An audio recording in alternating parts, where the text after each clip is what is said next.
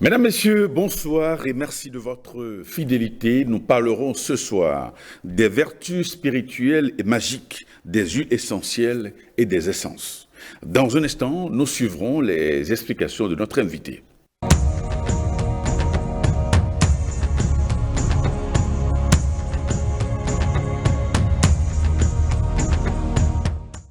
Et nous recevons ce soir Gopis-Vara Das. Vous êtes kabbaliste et spécialiste de l'architecture dynamique.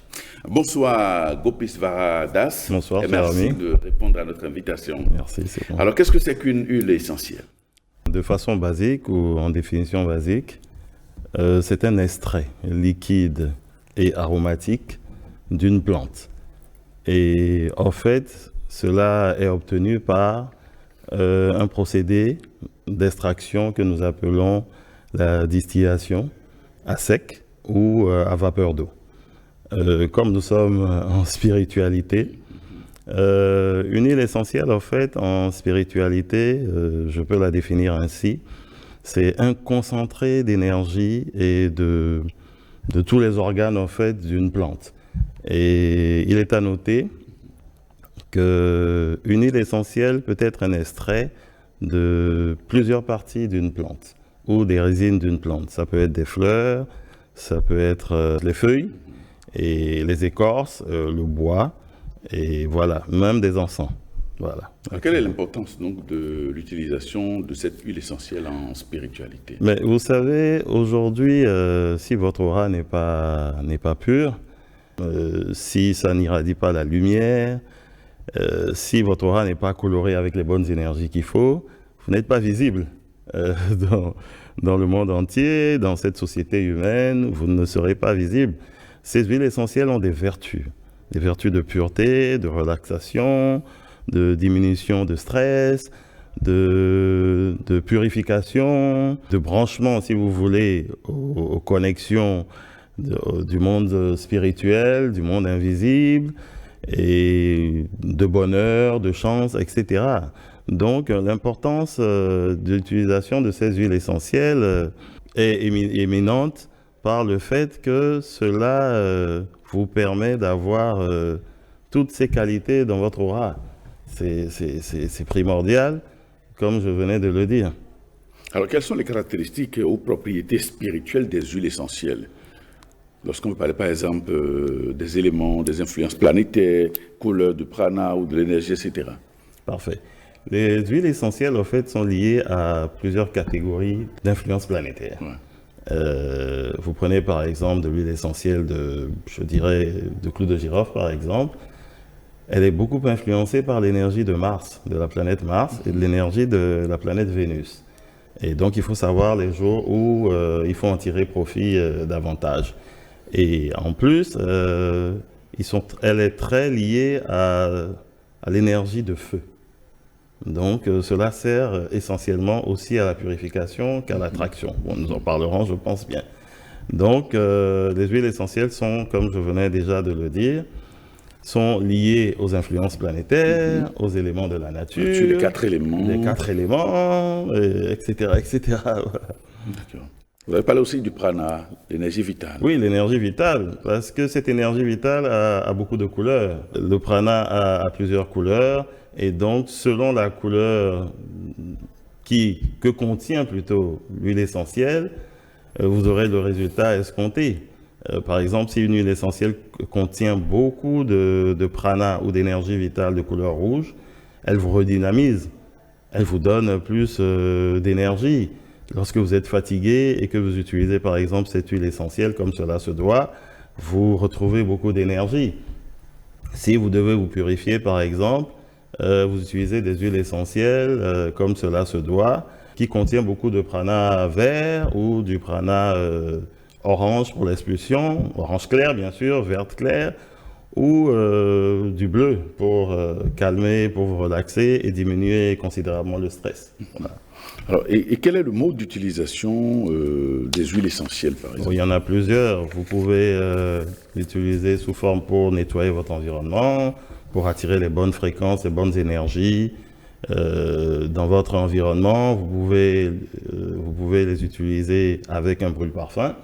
ou un diffuseur de parfum ou d'huile essentielle, ou carrément vous pouvez les utiliser en bain, quelques gouttes dans de l'eau, et vous rincez avec. Vous pouvez l'utiliser lors des rituels, vous pouvez huiler vos bougies ritueliques et plein de choses afin de faire descendre les énergies qu'il faut dans le but d'atteindre vos objectifs. Voilà. Est-ce qu'il est conseillé, par exemple, de charger une huile essentielle? Essentiellement, c'est même recommandé de charger une huile essentielle. Vous pouvez la charger avec des cristaux, avec des ondes de forme. Là, on veut parler de la radionique ou de la radiesthésie. La géométrie sacrée. Voilà, la géométrie sacrée, merci. Vous pouvez également utiliser les lettres hébraïques pour ceux qui se connaissent un peu en Kabbale. Vous pouvez utiliser des sceaux, des pentacles pour rebooster davantage l'énergie de ces huiles essentielles. Voilà. Parlez-nous de quelques huiles essentielles qui interviennent, par exemple, dans des rites de purification, de désenvoûtement psychique. Ok, d'accord. Nous allons aux exemples directement. Oui. D'abord, parlons déjà de relaxation, parce que faut pas ignorer que lorsqu'on est trop chargé énergétiquement ou lorsqu'on est très sale énergétiquement, il serait d'abord bien de se relaxer et d'enlever ce stress, de nettoyer ces astralités qui sont agrippées sur nos centres énergétiques et qui créent en fait ce que nous appelons en spiritualité le bruit intérieur, c'est-à-dire cette saleté, cette pollution énergétique avec des scories polluantes dans tout notre aura. Quelquefois, ça provient de la contamination psychique, de l'empoisonnement psychique, ça provient des ondes que les autres nous envoient, des pensées négatives, des émotions négatives que nous-mêmes nous développons, que nous émettons ou que les autres nous envoient. Et donc, quand vous utilisez par exemple de l'huile essentielle de lavande, combinée avec de l'huile essentielle, parce qu'il y a des combinaisons qui se font, avec de l'huile essentielle d'arbre à thé ou de tea tree, vous pouvez vous relaxer et nettoyer toutes ces astralités lorsque vous les utilisez en bain, par exemple. Dans un bain pour vous rincer après votre bain normal, dans de l'eau tiède, vous y ajoutez par exemple un peu de sel, du sel gemme, et après consécration, après une prière bien définie avec des formules consécratoires appropriées, vous vous rincerez avec et vous verrez que vous allez vous sentir d'abord très très très léger et que vous allez vous sentir très purifié. Il y a par exemple de l'huile de muscade, de l'huile essentielle de muscade, qui vous permet quand même d'expulser tout ce qui est astralité, tout ce qui s'agrippe, comme je venais de le dire, sur votre aura, sur vos centres énergétiques, et qui vous empêche d'être visible un peu partout. Et donc, vous pouvez l'utiliser également, comme je viens de dire, ou carrément le faire diffuser sur un brûle parfum ou avec un diffuseur d'huile essentielle dans votre environnement. Vous pouvez également utiliser, comme tout le monde doit le savoir, de l'huile essentielle d'hysope pour vous purifier, de l'huile essentielle de citron pour vous désenvoûter, de l'huile essentielle de citronnelle également pour vous désenvoûter. Et les vertus des huiles essentielles sont insoupçonnées et incroyables, et avec des effets quasiment instantanés et très rapides.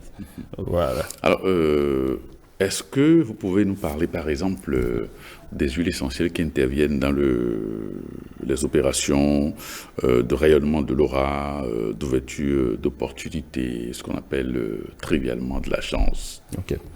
Vous connaissez l'huile essentielle de cannelle, par exemple. L'huile essentielle de cannelle, par contre, ne s'utilise pas en bain parce qu'elle a beaucoup d'énergie feu, mais a beaucoup d'énergie solaire, et énergie vénusienne. Donc ça veut dire que ça fait beaucoup d'attraction, ça fait beaucoup de chance, ça vous connecte, ça vous branche, ça vous permet de vous brancher sur les bonnes vibrations afin de vous donner des ouvertures, spécialement dans le monde des affaires, et vous pousse au succès dans tout ce que vous faites. L'huile essentielle de clou de girofle fait pratiquement la même chose, mais en plus de cela, en plus de l'attraction, parce qu'elle a beaucoup d'énergie vénusienne et beaucoup d'énergie martienne également, et a beaucoup d'énergie feu, donc ça fait beaucoup de purification également.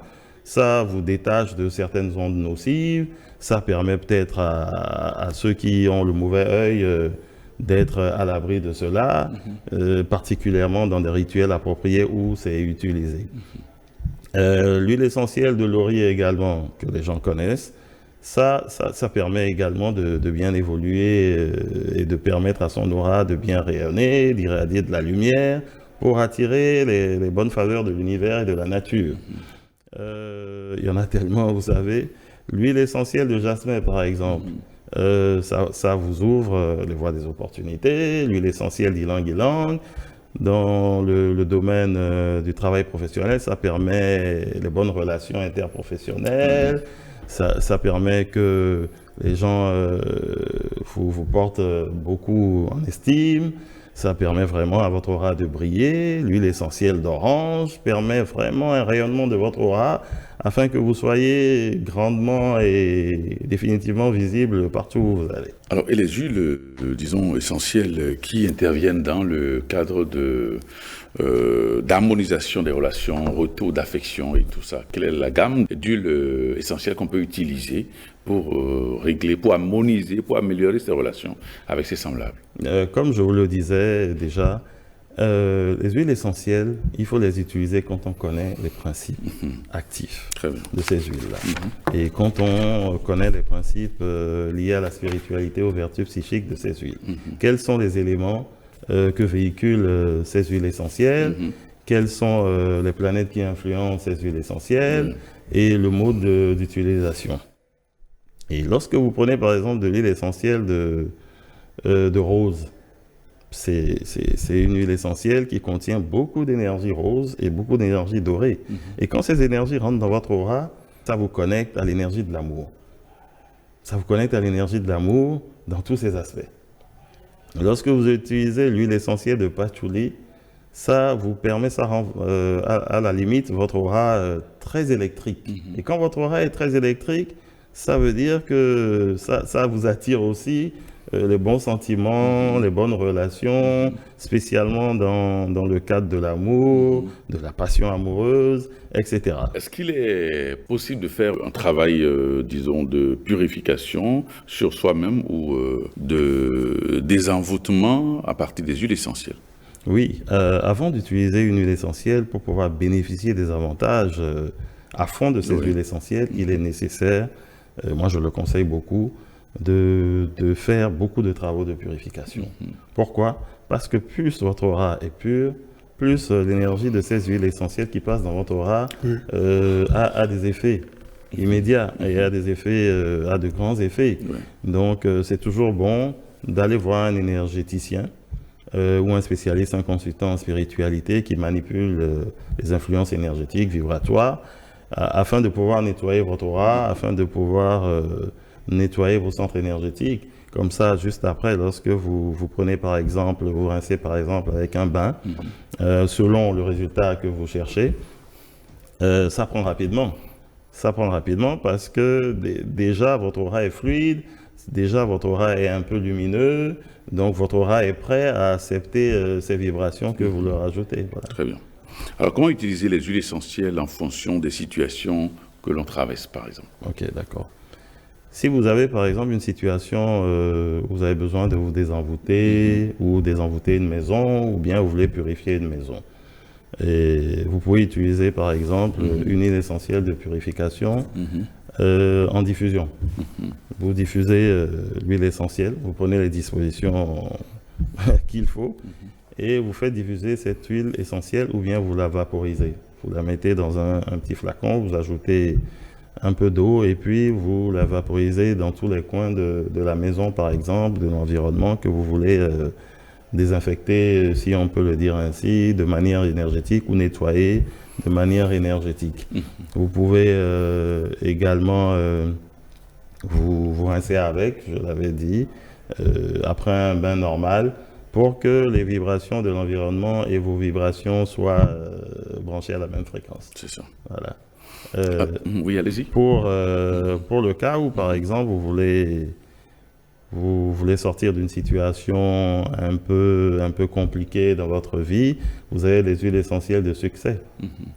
Donc, si vous faites des rituels, vous êtes du genre à faire des rituels magiques, vous pouvez huiler vos bougies ritueliques si vous utilisez des bougies, ou bien si vous travaillez dans un cercle, ou dans votre lieu de prière, ou même dans votre chambre, vous pouvez vous pouvez mettre quelques gouttes des huiles essentielles de succès, de bonheur, de chance dans votre environnement, sur votre table de prière, pour permettre à ces fréquences d'être élevées, le taux vibratoire d'être élevé, afin d'attirer vers vous ce que vous recherchez. Donc il y a plusieurs manières d'utiliser ces huiles. Alors, est-ce que vous pensez qu'au préalable, il faille consacrer une huile essentielle avant son utilisation? Oui, je pense que c'est nécessaire, parce que la consécration permet vraiment à ce que cette huile essentielle puisse être d'abord boostée en énergie et puis sanctifiée. Donc il est très important de faire les prières qu'il faut, de consécration, de pouvoir prononcer des formules, si vous voulez, incantatoires ou des formules consacrées sur ces huiles essentielles qui ont été au préalable chargées pour que réellement les résultats, comme je le dis, soient quasiment instantanés lorsque vous l'utilisez. Vous pouvez également, si vous êtes chrétien, je ne sais pas, catholique, vous pouvez réciter le prologue de Saint Jean là-dessus. Si vous faites la Kabbale, vous pouvez vibrer les lettres hébraïques dessus. Vous pouvez vous pouvez dire des formules, réciter des formules kabbalistiques dessus, etc., etc. Si vous êtes maintenant dans les pratiques orientales indiennes, vous pouvez réciter des mantras dessus, selon ce que vous voulez faire. Si c'est une huile essentielle de succès, vous récitez des mantras, par exemple, de la déesse Mahalakshmi, la déesse de la fortune dessus. Vous pouvez également réciter le Gayatri ou le mantra Gayatri dessus pour que l'énergie solaire soit encore amplifiée. Très bien. Alors, quelle différence y a-t-il entre les huiles essentielles et les essences? La différence, à la base, n'est pas très grande. Les essences et les huiles essentielles, c'est pratiquement la même chose, sauf que le procédé d'extraction est un peu différent. Le procédé d'extraction est un peu différent. Pour les essences, souvent, il y a des ajouts d'alcool. Et ce qui est intéressant avec les essences, c'est que vous pouvez retrouver dans un parfum d'influence, par exemple, beaucoup d'essences. Vous pouvez trouver dans un parfum d'influence, par exemple, 21, 41 essences. Et vraiment, comme les essences sont concentrées dans ce parfum, les résultats sont vraiment formidables. Je vous donne des exemples, si vous me permettez. Oui, allez-y. Vous avez par exemple un parfum qui date de 1907, je pense, si mes souvenirs sont bons. Le parfum de la lotion Pompéa, par exemple, qui est vraiment un très bon parfum d'influence. Vous avez par exemple la lotion héliotrope blanc que vous pouvez mélanger avec l'eau de rose que nos sœurs peuvent mélanger avec de l'eau de rose pour que leur foyer soit d'autant plus apaisé, harmonisé, harmonieux, etc. Et il y a par exemple le Florida Water qui permet aussi d'assainir spirituellement, de nettoyer son environnement comme cela se doit. Et on peut même s'en asperger avant de sortir, aller à des rendez-vous importants, lorsque vous allez dans vos affaires, dans vos commerces, etc. Voilà, il y a plein de parfums d'influence qui contiennent beaucoup d'essence. Alors, on parle souvent dans les milieux ésotériques des 7 huiles essentielles sacrées. De quoi s'agit-il réellement?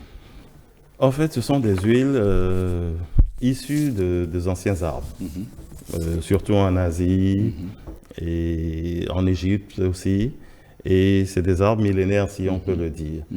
Et donc, ces huiles essentielles sont des huiles déjà sanctifiées, consacrées, et permettent, par exemple, à faire de l'exorcisme. Si vous voulez faire des travaux magiques, des travaux spirituels, des exorcismes, de dégagement et de nettoyage approfondi, associés à des rituels qu'il faut, selon les disciplines ésotériques dans lesquelles vous êtes, il est fortement conseillé d'utiliser ces huiles-là. J'ai la liste, je peux, si vous permettez, vous lire. Voilà. Il y a de l'huile essentielle de cèdre de l'Atlas, il y a de l'huile essentielle de myrrhe, il y a de l'huile essentielle de narda, il y a de l'huile essentielle de galbanum, il y a de l'huile essentielle de cannelle, on venait d'en parler. Il y a également de l'huile essentielle d'oliban et de santal. Donc ça fait, je pense, les 7. Et donc, si vous avez la chance d'avoir ces 7 huiles essentielles, la consécration est vraiment très forte. Ça. Parce que ça vibre vraiment à l'unisson de l'univers. Ce sont des huiles essentielles qui font descendre une avalanche énergétique pas possible et incroyable, et qui vous permettent de soigner votre esprit et votre âme, qui vous permettent également d'élever votre niveau de conscience. Donc on peut l'utiliser, comme je l'avais dit tantôt, dans les rituels pour les rendre plus performants et plus forts. Très bien. Alors quel rôle une huile essentielle peut-elle jouer dans un rituel magique ou spirituel? Si vous voulez faire un rituel selon les disciplines ésotériques dans lesquelles vous êtes, l'huile essentielle joue le rôle d'élévateur de vibration d'abord de l'environnement, du cercle magique dans lequel, ou de lumière, dans lequel vous êtes censé faire descendre les bonnes énergies, les bonnes vibrations pour porter votre rituel. Voilà. Donc ces huiles essentielles, en fait, vous permettent de vous brancher sur des canaux énergétiques dans le monde invisible.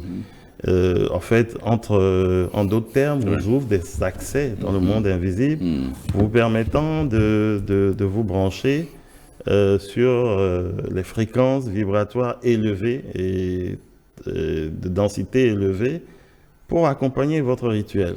Donc c'est toujours important de pouvoir avoir des huiles essentielles spécifiques pour accomplir de bons rituels. Y a-t-il des clés ou des codes pour bénéficier davantage des vertus spirituelles des huiles essentielles? Effectivement, il y a des codes. Vous savez, en spiritualité, il y a toujours des codes. Pour obtenir quelque chose dans une pratique spirituelle, il y a souvent des codes.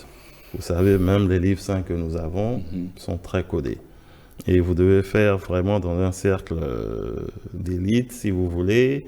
Vous devez être dans le cercle restreint d'initiés pour comprendre les codes. C'est pour ça que je dis souvent, avant d'utiliser toute chose dans le domaine spirituel, psychique, magico-spirituel, psychique, il est très important de se faire accompagner. Il faut avoir un guide. Il faut avoir un guide, il faut avoir au moins un initié qui l'a déjà expérimenté, ce dont je vous parle. Nous l'avons beaucoup expérimenté, il y a beaucoup d'initiés qui l'ont expérimenté. Et ce qui est extraordinaire dans les huiles essentielles, c'est que vous n'êtes pas obligé d'y croire. Parce que ce sont des extraits liquides des plantes, des arbres. Les plantes ont leurs vertus naturelles. C'est le grand être suprême qui leur a donné l'énergie qu'il faut, les vertus qu'il faut.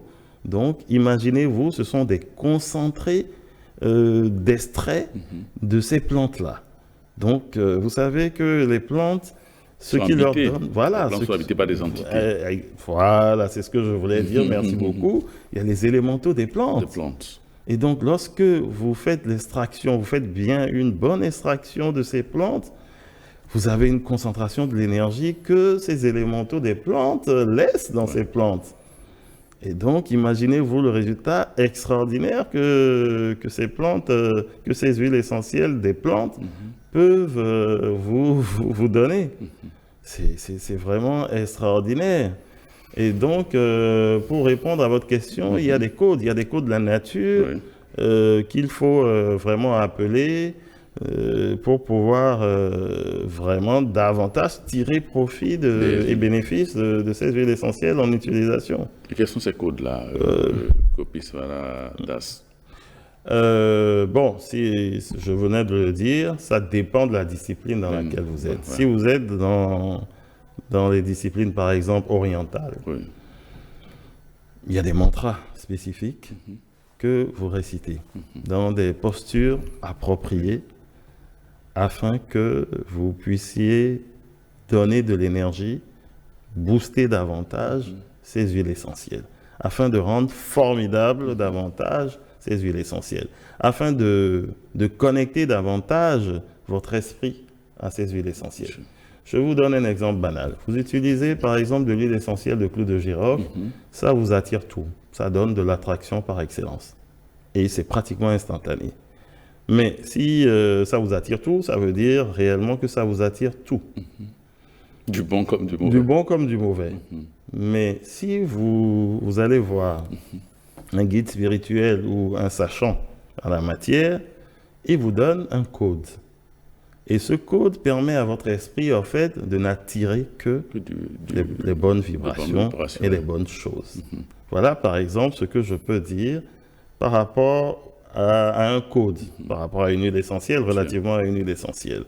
Maintenant, si vous êtes peut-être dans la Kabbale, il y a des formules consacrées liées aux éléments, liées aux sphères énergétiques de l'arbre de vie. Vous prenez une sphère énergétique, par exemple, de la splendeur, la sphère énergétique, pour ceux qui se connaissent. Tiferet, voilà, merci. C'est la splendeur, c'est la beauté, c'est l'énergie solaire.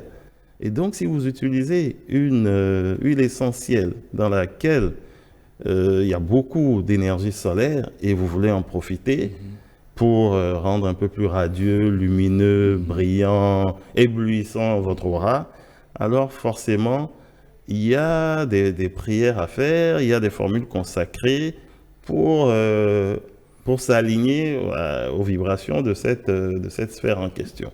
Voilà un peu les codes.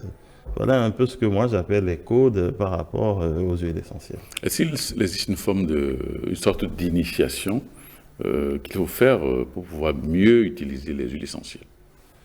Oui, peut-être une course, je n'appellerais pas ça une initiation en soi, mais peut-être une séance, une consultation pour mieux connecter les gens avec les huiles essentielles et l'énergie qu'il faut.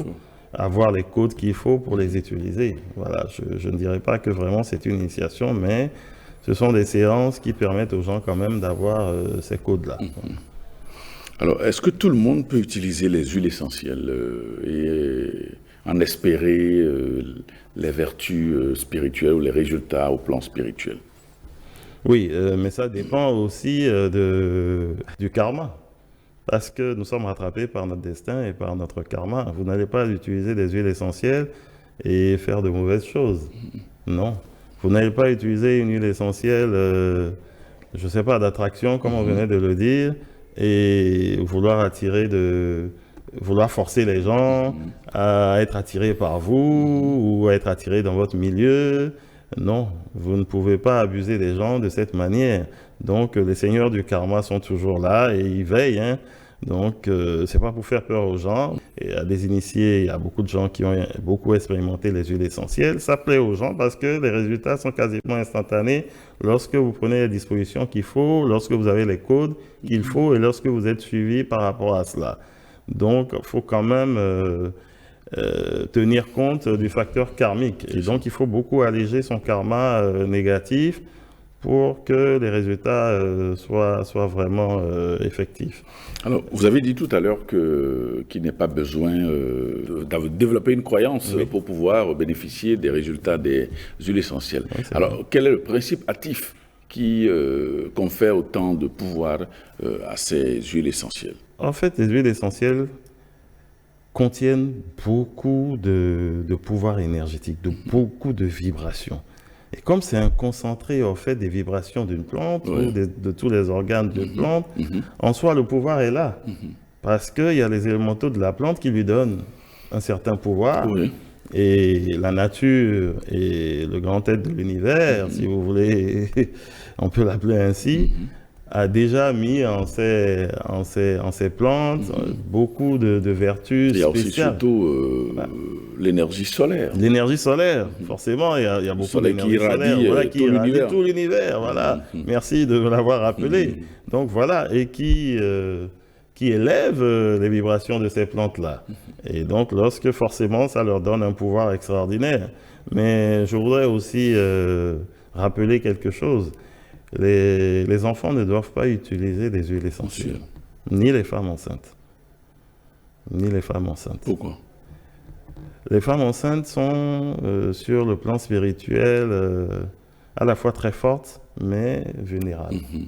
Les enfants, leurs centres énergétiques ne sont pas encore bien développés. Les chakras. Les chakras ne sont pas encore bien développés. Alors que l'énergie de ces huiles essentielles vont jusque dans ces centres énergétiques. Et donc, ce serait pas très conseillé aux enfants d'utiliser les huiles essentielles. Et vous allez me poser une question. Lorsque vous diffusez alors à la maison ou dans votre bureau et qu'il y a des enfants qui viennent, oui, la diffusion encore, ça peut aller dans votre environnement. mais ne les exposez pas trop à cela. Et dans les bureaux, par exemple, puisqu'on en parle, c'est très important de diffuser certaines huiles essentielles. Ça booste aussi, par exemple, lorsque vous prenez l'huile essentielle de menthe, ça booste vraiment le mental. Ouais. Ça permet à vos employés ou bien à vos collaborateurs, à vos partenaires dans un lieu de travail ou un lieu professionnel de se sentir vraiment à l'aise, relax, et ça leur permet de bien travailler, de bien réfléchir, de bien travailler parce que ça agit sur le plan mental. Donc ça agit beaucoup sur leur esprit. Mais est-ce qu'on peut, disons, fusionner les huiles essentielles, est-ce qu'on peut les mélanger, j'allais dire, pour plus d'efficacité? Oui, bien sûr. C'est pour ça que je vous disais tout à l'heure d'aller voir des experts, des consultants. Parce que seuls ces consultants connaissent l'énergie qui est véhiculée par ces huiles essentielles, les influences planétaires et les codes. Ouais. Donc, allez les voir et ils vous diront peut-être que lorsque vous voulez ce résultat, utilisez cette huile et cette huile. Et faites-les consacrer par eux, faites-les charger d'abord, faites-les consacrer. Et ils vous diront comment les utiliser, par exemple, pour avoir le résultat que vous recherchez si tant. Alors, si on va parler, par exemple, du processus, disons, d'activation ou de matérialisation des huiles essentielles, on recommande souvent, dans les milieux ésotériques, de passer légèrement les huiles essentielles au niveau des centres d'énergie, les chakras. Parce que l'huile essentielle, ça vient activer le chakra. Ça passe par les pores, puisqu'on passe ça sur la peau. Par les pores, ça va activer le corps éthérique, et nettoie l'aura en profondeur avant de passer à la matérialisation. Oui, pour répondre à votre si belle question, qui est assez pertinente d'ailleurs, c'est pour ça que c'est important d'aller voir un guide encore et un consultant, un sachant la chose. Parce que si vous passez une huile essentielle sur le corps ou au niveau des chakras, il y a beaucoup d'éléments feu, vous allez vous brûler. Vous allez vous brûler parce que toutes les huiles ne se passent pas à même le corps. Voilà. Donc il faut aller voir un sachant, un consultant, pour qu'il vous dise réellement cette huile essentielle permet à ce chakra d'être activé, d'être nettoyé, d'être activé. Pour pouvoir l'utiliser. Par exemple, si vous êtes très stressé, vous pouvez utiliser de l'huile essentielle de lavande pour nettoyer votre chakra de plexus solaire, pour vous calmer, pour vous déstresser. Ça fait vraiment diminuer et réduire cette tension-là, cette pression-là que vous avez peut-être accumulée durant un certain temps. Mais lorsque vous utilisez, par exemple, l'huile essentielle de cannelle ou de clou de girofle à même le corps, ça a beaucoup d'énergie de feu. Ça fait du bien, mais vous ne pourrez pas le supporter. C'est ça. Donc, il faut faire très attention. C'est vrai, ce que vous venez de dire est réel. Je préfère la diffusion. Vous mettez, par exemple, de l'huile essentielle de cannelle dans votre environnement ou dans votre sanctum, dans votre oratoire, ou peut-être au salon, et vous êtes dans ce salon-là. Donc, vous profitez de cette huile. Ça atténue un peu cet élément feu lorsque c'est répandu dans tout l'environnement. Mais lorsque vous le passez à même le corps, c'est vrai, ça travaille sur les chakras indiqués, mais vous ne pourrez pas supporter à cause des éléments que véhiculent ces huiles essentielles. C'est ça. Gopi Varadas, en termes de suggestions, qu'est-ce que vous pouvez dire à l'endroit de nos téléspectateurs qui nous regardent en ce moment au sujet donc des vertus spirituelles et magiques des huiles essentielles? D'abord leur dire que les huiles essentielles marchent, ça travaille sur le plan énergétique, vibratoire, ça travaille. Parce que les plantes ont leurs vertus naturelles. Et les élémentaux dans les plantes ont beaucoup de pouvoir. Donc si vous vous faites assister et que vous allez voir des consultants en spiritualité qui s'y connaissent en huile essentielle, en leur utilisation, vous ne serez pas déçus. Vous ne serez pas déçus, mais comme je le dis toujours, il faut travailler sur soi-même. Il faut beaucoup se purifier, il faut se brancher sur les canaux énergétiques qu'il faut au préalable avant d'utiliser ces huiles essentielles. Et je pense que je leur souhaite beaucoup de chance dans la découverte des vertus de ces huiles essentielles. Vertus spirituelles et magiques. Spirituelles et magiques, ouais. Merci Gopisvara Das. Je rappelle que vous êtes kabbaliste et spécialiste de l'architecture dynamique et du feng shui. Merci d'être passé. Merci beaucoup. Amis téléspectateurs, merci de nous avoir suivis et à très bientôt.